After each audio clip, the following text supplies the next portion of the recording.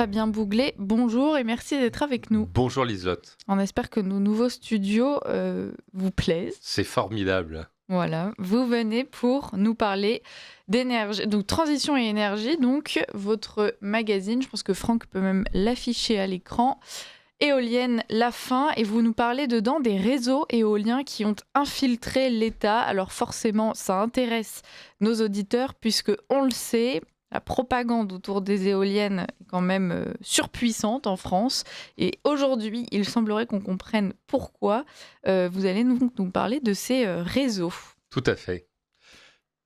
Alors, est-ce que vous pourriez peut-être commencer Alors, par introduire votre magazine ? oui, effectivement, en fait, en juin dernier, j'ai été interviewé par Éric Lesserre, qui est le rédacteur en chef du magazine, sur EDF, le fiasco. Et à la fin de l'entretien, il m'a dit est-ce que vous connaîtriez quelqu'un qui pourrait être intéressé par le rachat du magazine Transition et Énergie ? Et donc, je lui dis oui, pourquoi pas. Et je peux tout à fait être intéressé avec d'autres personnalités. Et donc, à trois, nous avons créé une société pour racheter le magazine, et donc avec le CEREME, Centre de recherche pour le mix énergétique, présidé par Xavier Moreno, Éric Lesserre, qui reste rédacteur en chef du magazine, et moi-même, qui prends la direction générale et la direction de publication. Donc je suis directeur de publication du magazine, et donc on a complètement changé. Alors on l'a acheté, je vous précise, le 24 juillet. Et on est mi-septembre avec une nouvelle formule, une nouvelle pagination, une nouvelle maquette. Donc on est très très content du résultat. On a vraiment voulu faire quelque chose d'élégant comme le studio d'ici, parce que on parle de choses sérieuses, mais il faut en parler correctement, bien et de manière lisible. Et donc on a fait un numéro Éolienne La Fin, avec une éolienne en feu. Et je préciserai pourquoi on a choisi une éolienne en feu. Ce n'est pas le fruit du hasard. Il y a bien des éoliennes qui prennent feu spontanément. Et je dirais que le coup du hasard fait très très bien les choses, parce que aujourd'hui, figurez-vous que a lieu le colloque des exploitants éoliens du syndicat des énergies renouvelables, syndicat, un des principaux syndicats que nous étrions dans le magazine. Et hier, dans le Figaro, il y avait un titre en disant la filière éolienne est au plus mal. Donc je pense que Éolienne La Fin était un titre tout à fait approprié, même si on a mis une petite nuance avec un petit point d'interrogation. Mais je pense que la réponse est dans la question. Alors, effectivement, les réseaux de fabricants, en tout cas ces syndicats autour du marché de l'éolienne, sont dans une mauvaise passe, mais on imagine qu'ils vont se battre pour pouvoir sortir de cette situation. On peut commencer peut-être par parler donc justement de cette situation, Fabien Bouglet. Pourquoi est-ce qu'aujourd'hui, le marché de l'éolienne se porte mal ? En fait, il se porte mal. D'abord, les exploitants éoliens nous expliquent dans le Figaro qu'ils se portent mal du fait qu'il n'y a pas la programmation pluriannuelle de l'énergie qui est promulguée.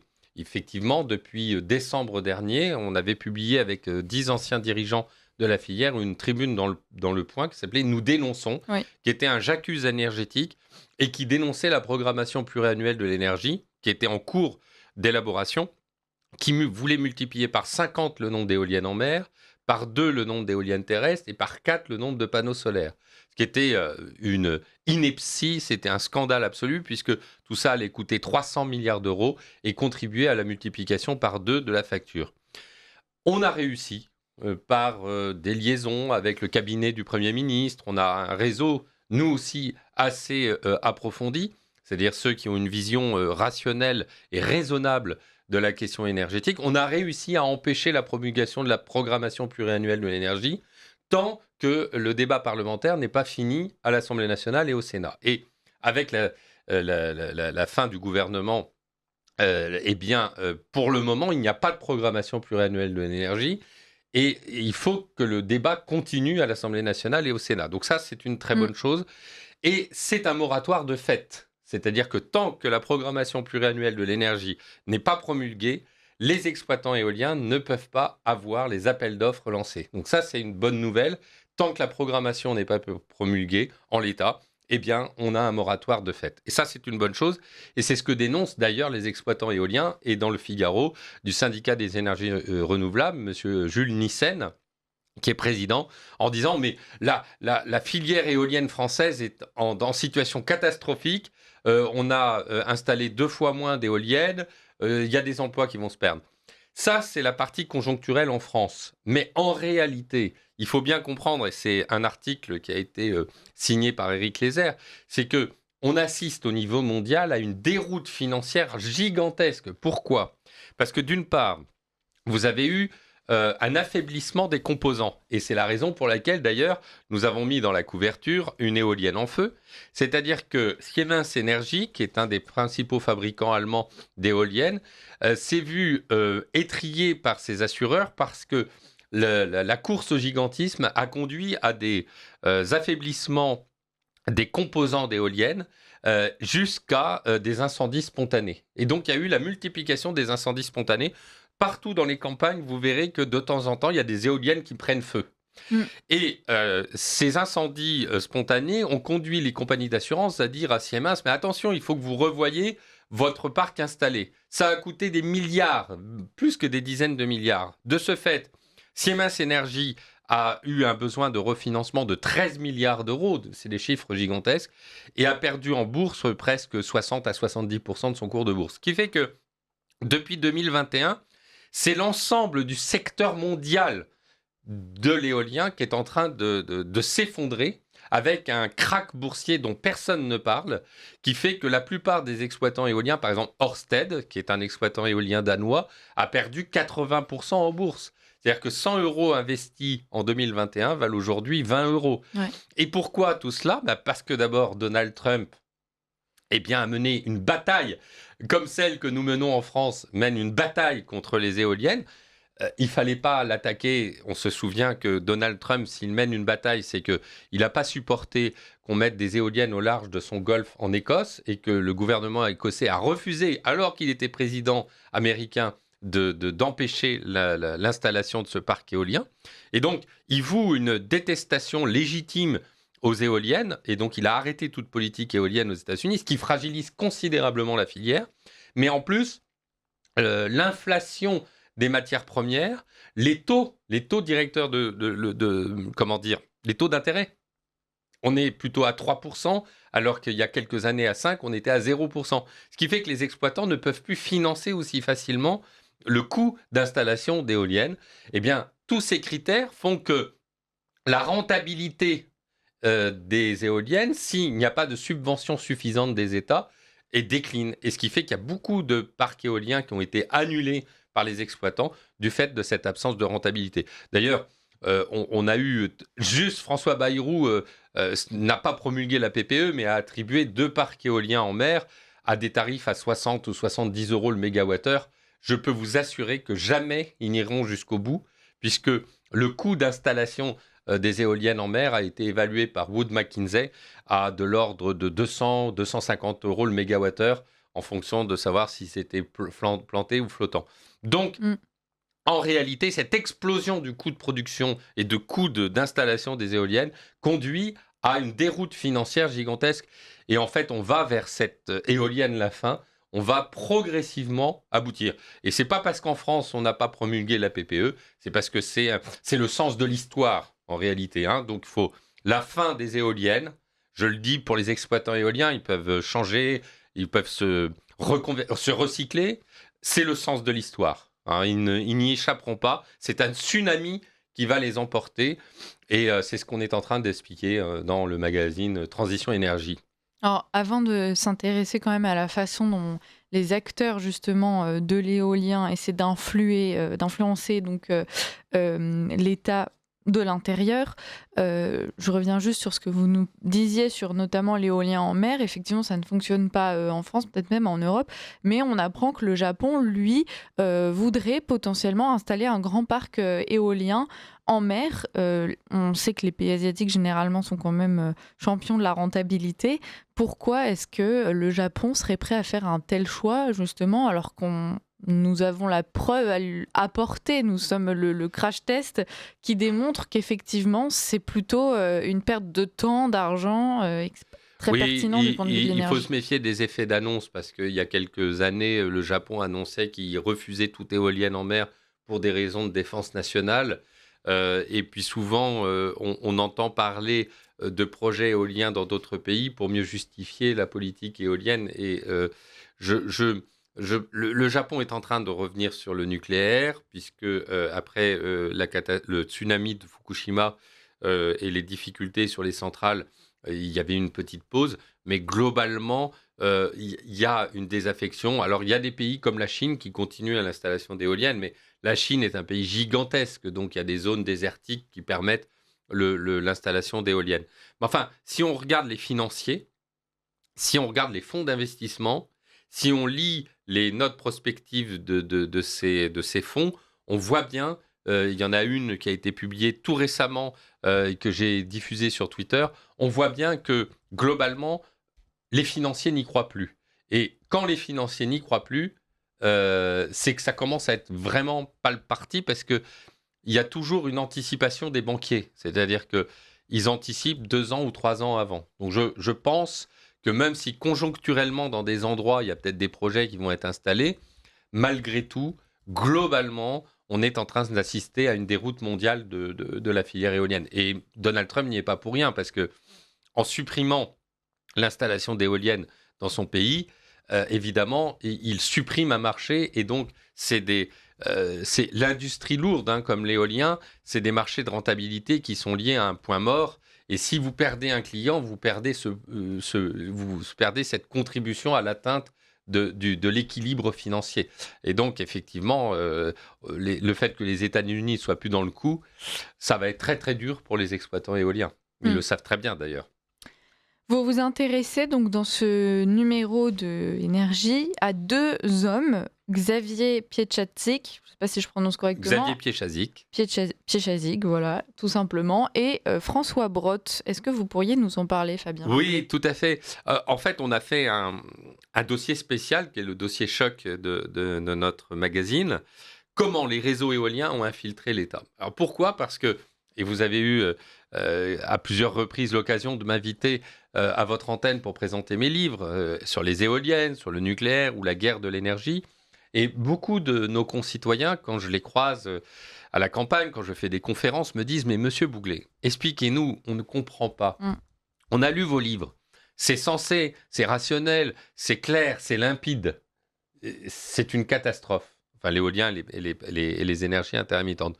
Comment se fait-il que malgré le fait que ce soit une catastrophe, on continue à mener une politique qui est désastreuse pour notre pays?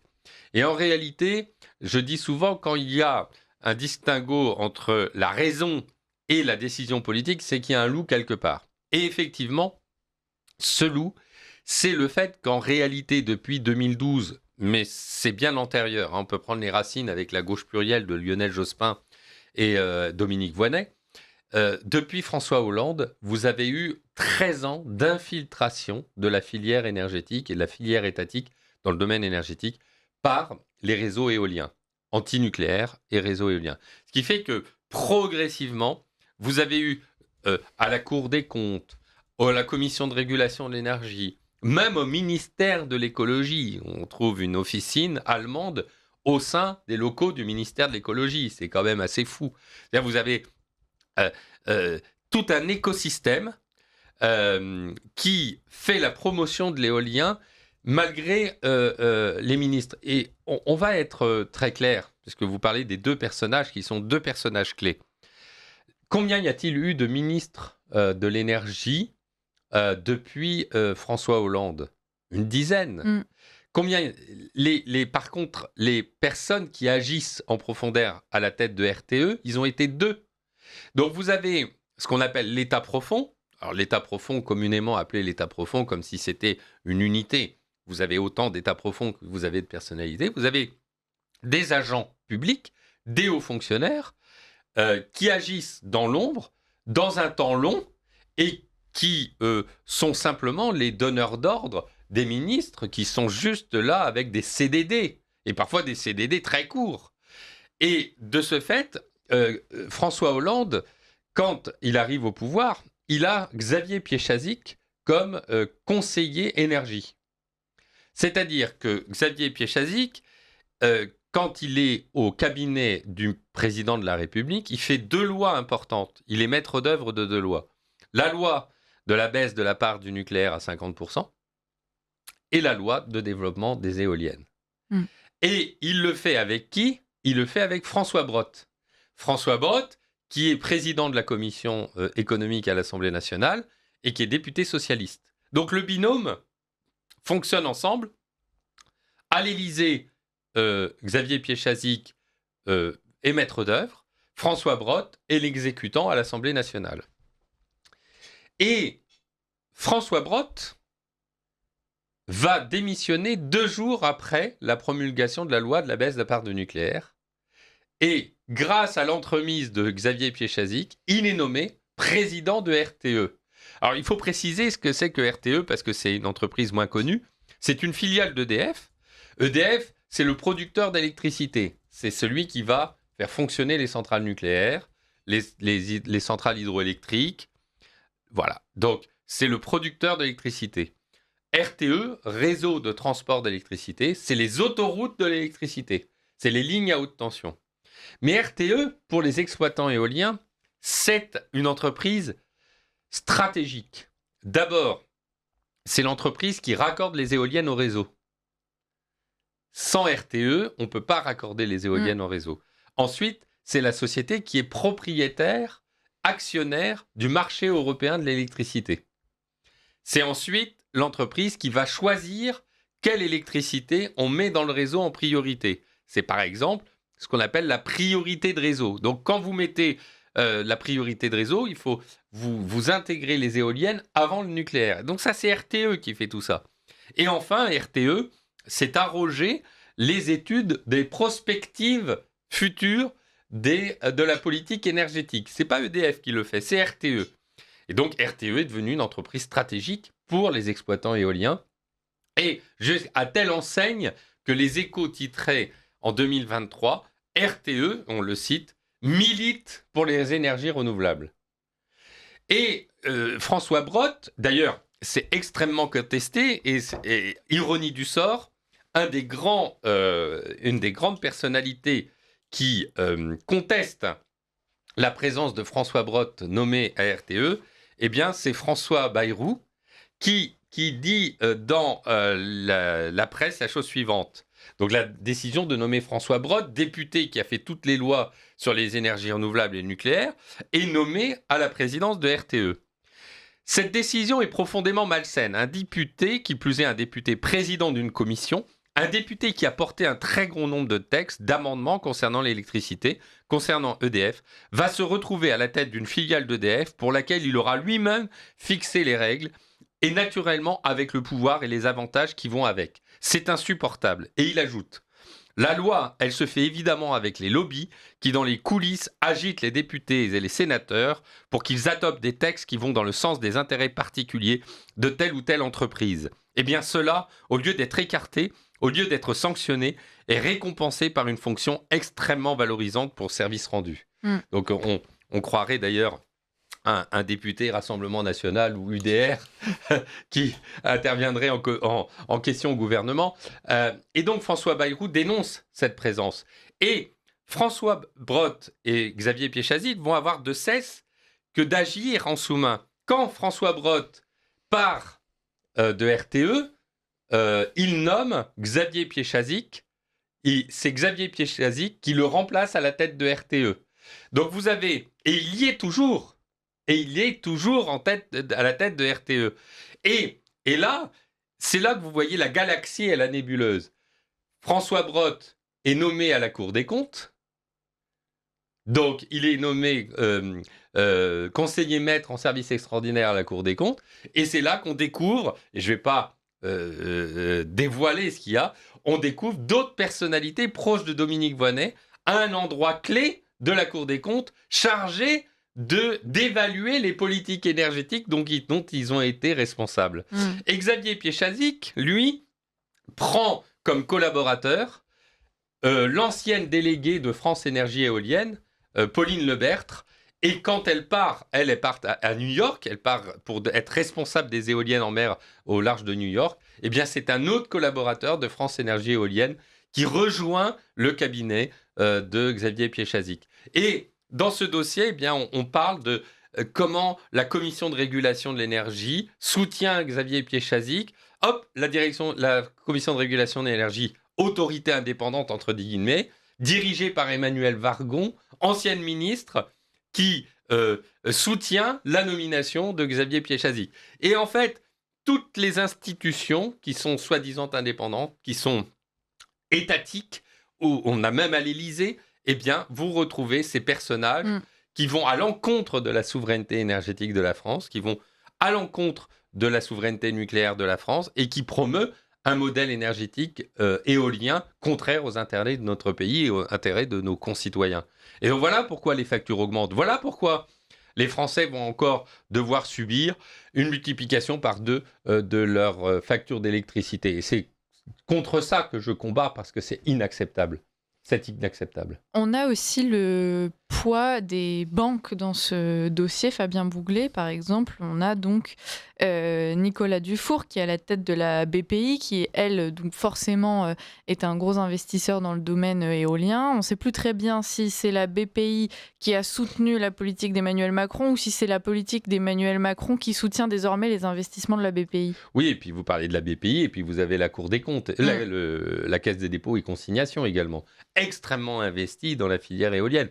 Effectivement, on sent bien qu'il y a une nébuleuse éolienne, mais il y a aussi une nébuleuse des établissements bancaires proches de l'État.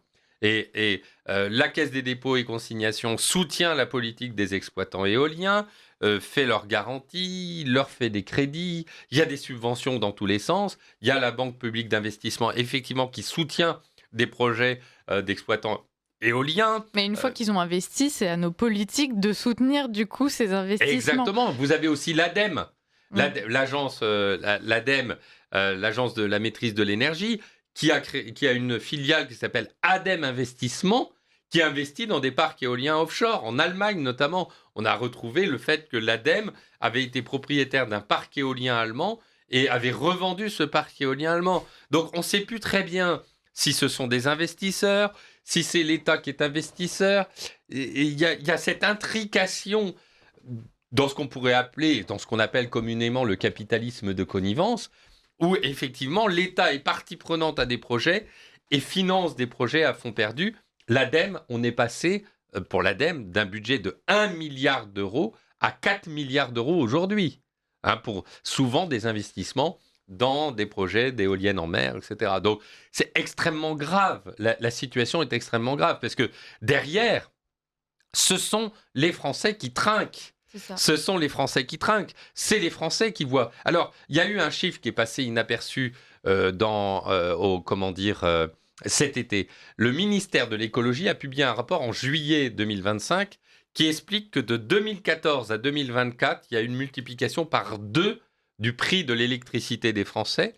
Et entre 2023 et 2024, écoutez bien, l'augmentation de la facture d'électricité a été de 18%. 18%. Et derrière une augmentation de facture d'électricité, eh bien, ce sont des entreprises qui ferment. Michelin a expliqué qu'il fermait son industrie du fait de l'augmentation de la facture énergétique. Ce sont des emplois qui sont perdus. Ce sont des Français qui ne peuvent plus consommer parce que leur pouvoir d'achat est obéré. Donc c'est toute l'économie française qui est en train de s'effondrer, soit par des entreprises qui ne peuvent plus payer leur facture d'électricité, soit des Français qui ne peuvent plus consommer du fait du poids de la facture d'électricité. Et si on continue comme ça avec la programmation pluriannuelle de l'énergie, ça va être une catastrophe économique pour la France, avec une tiers-mondisation de notre pays. C'est pour ça qu'il faut être très, très vigilant. Ouais, une catastrophe pour tout le monde, sauf pour Xavier Piéchazic et François Brotte. Fabien Bouglet, on reste avec vous jusqu'à 8h15. On fait une parenthèse avec la chronique de Richard de Sèze.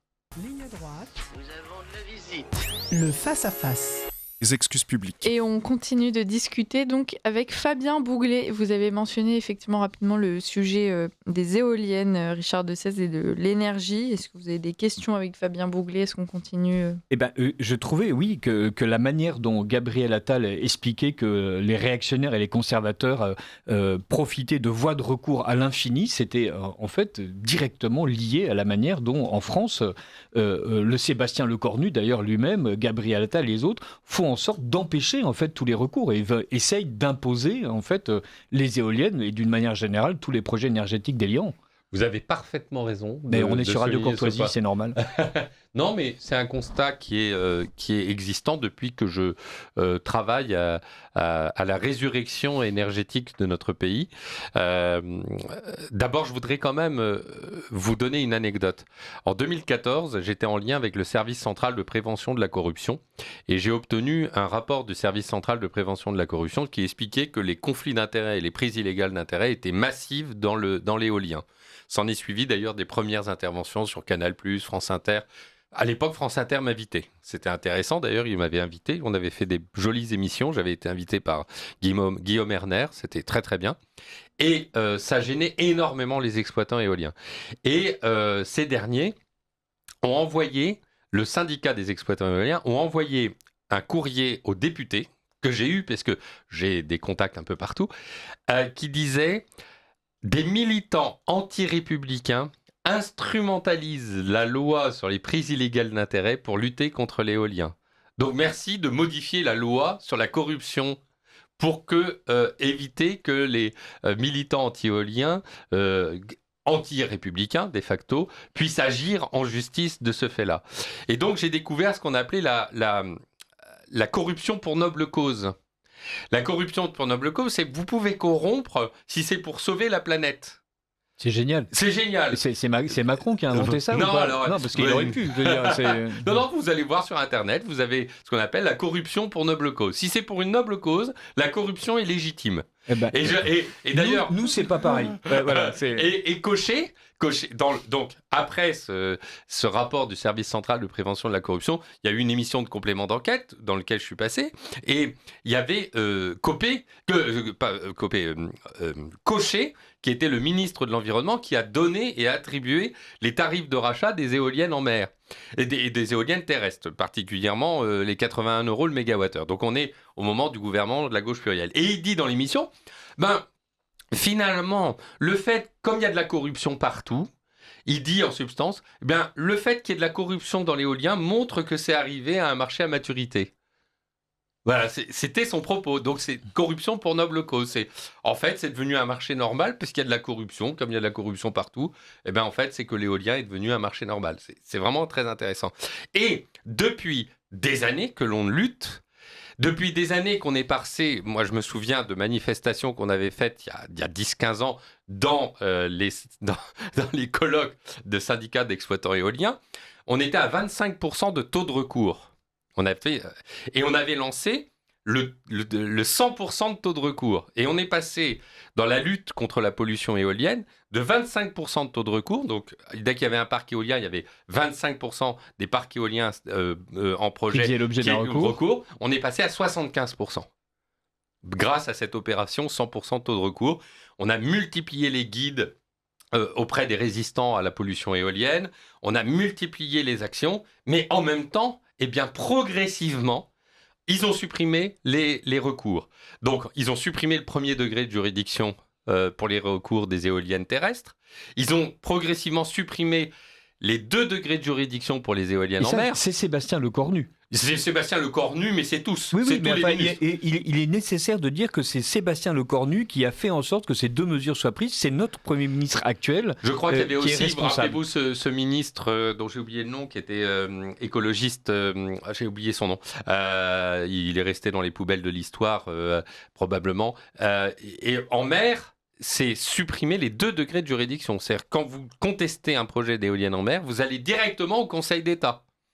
Donc, il y a ça, il y a aussi le fait que les exploitants aient la possibilité de modifier les critiques qui sont faites par la Cour administrative d'appel ou le Conseil d'État.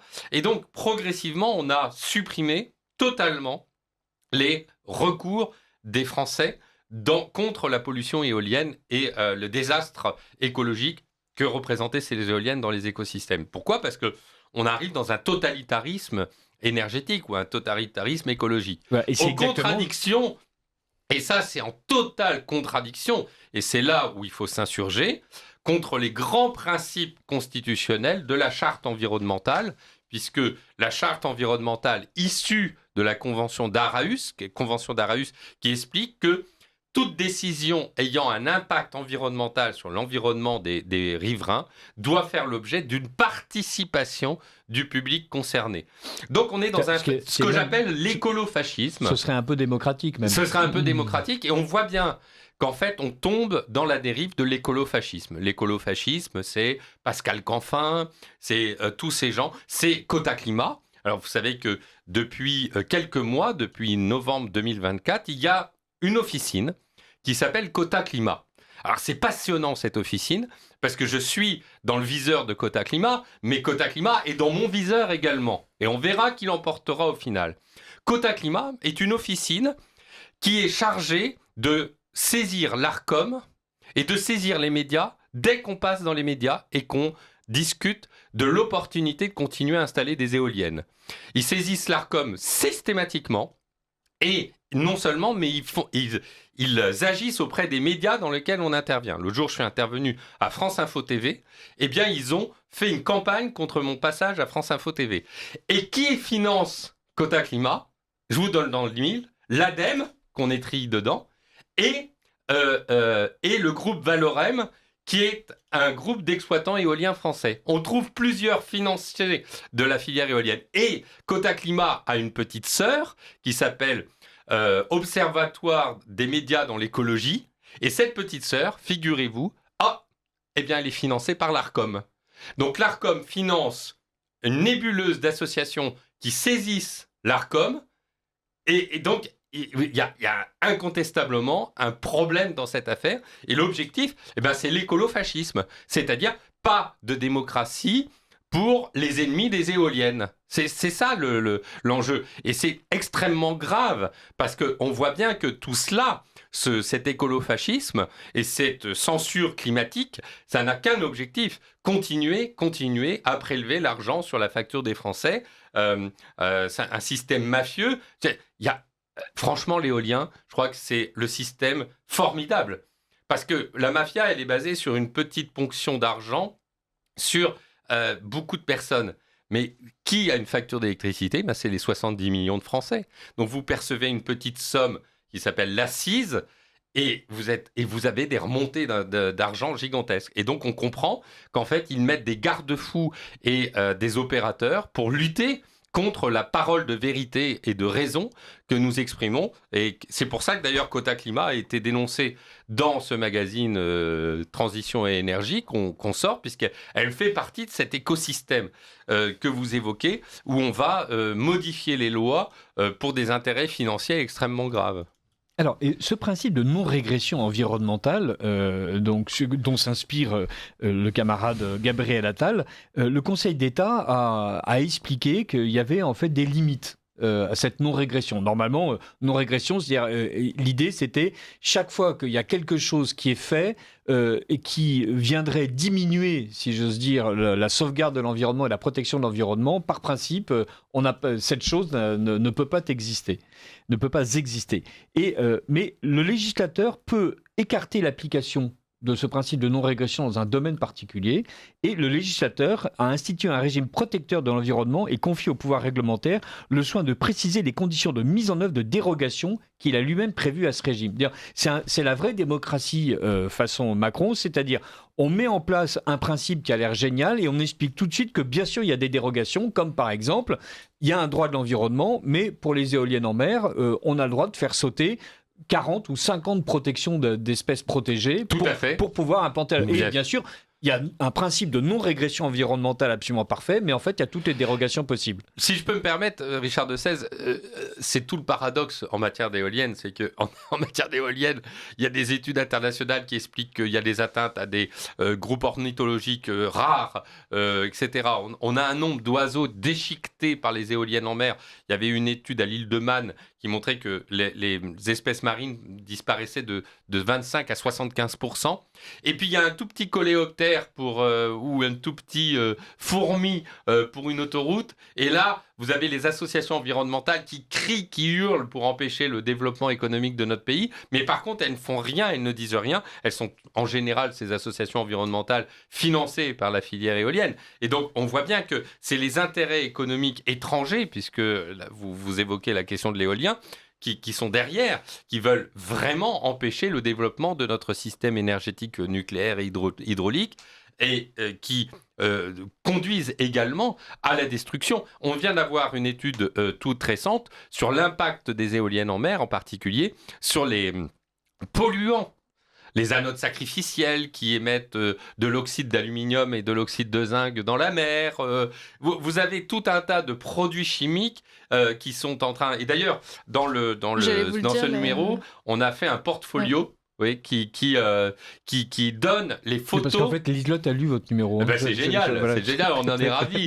Tout le monde doit le lire d'ailleurs, c'est formidable. Parce que... Rien que la couverture, si vous nous le disiez, c'est une éolienne en feu. Il faut savoir que les fumées qui s'échappent des éoliennes en feu sont extrêmement toxiques, par exemple. Extrêmement cancérigènes. Alors, il n'y a aucune protection pour les pompiers, aucune protection pour les concitoyens. Donc, c'est ce 2 poids, 2 mesures qui est extrêmement grave et qu'il faut dénoncer. Alors, je voulais préciser que justement, la particularité, quand on a repris ce magazine, c'est qu'on s'est donné comme objectif d'avoir une véritable objectif d'influence.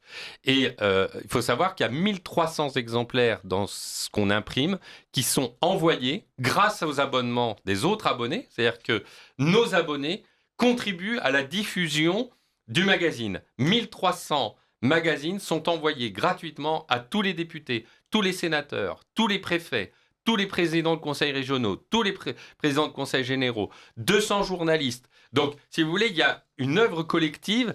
Et nous, ce qu'on cherche à faire au sein de Transition et Énergie, c'est de créer une communauté. On va créer des événements parce qu'il y a plein de Français, 75% des Français disent qu'il manque d'informations sur l'énergie. Et c'est le sang de la société. Sans énergie, il n'y a pas d'électricité dans ce studio. Sans énergie, il n'y a pas d'activité économique. Et c'est pour ça que c'est une œuvre vraiment importante pour la souveraineté énergétique, qui est la quintessence de la souveraineté. En fait, on parle de souveraineté, mais l'énergie, c'est la matérialisation matérielle, physique, de la souveraineté.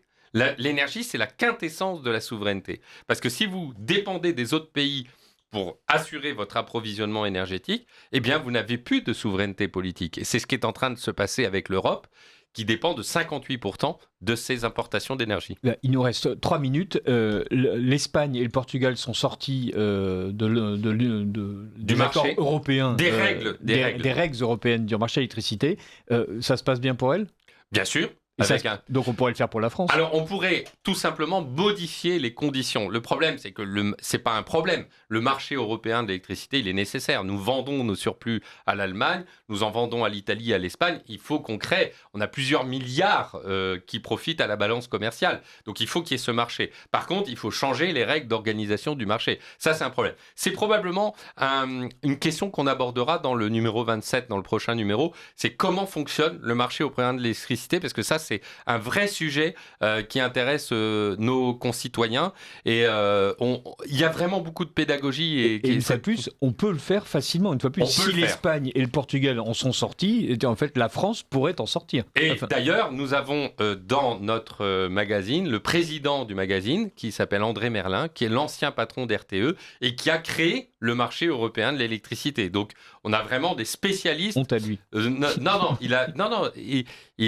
Il n'a pas créé les règles dérives qui sont passées. Il a créé les mécanismes qui permettent les échanges entre pays. Après, il y a eu des dérives européennes qui sont aboutées et il est horrifié du fonctionnement et des dérives qui sont intervenues de ce fait. Voilà. En tout cas, la seule chose que je pourrais rajouter, c'est n'hésitez pas à acheter le magazine et surtout de l'offrir aux élus, aux conseillers municipaux, aux maires qui peuvent être intéressés par des projets éoliennes pour informer. Il ne faut pas hésiter à informer. Le magazine est disponible sur le site Transition et Énergie. Un abonnement, c'est formidable parce que ça nous permet d'agir dans cet enjeu. Et autrement, il est dans les kiosques et on a sur Internet la liste des kiosques sur notre site transitionenergie.com. Voilà. Merci beaucoup Fabien Bouglet. Merci Chers de votre auditeurs, accueil. On ne peut que vous inviter à vous procurer donc ce numéro d'énergie, donc Transition et énergie. Merci Richard Dessès pour cette chronique et pour la fin de cet échange. Et Fabien Bouglet, à très bientôt. Merci, à bientôt.